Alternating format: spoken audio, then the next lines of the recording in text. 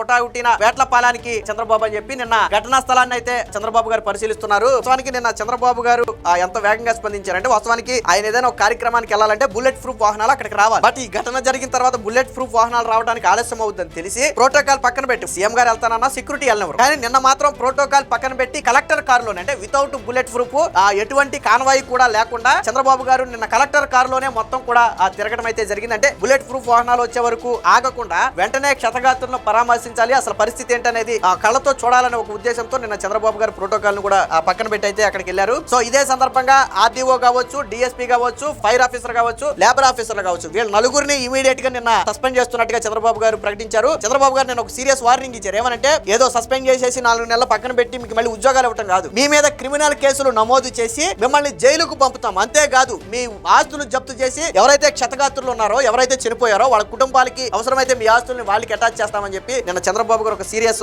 Warning కూడా అయితే ఇవ్వడం జరిగింది.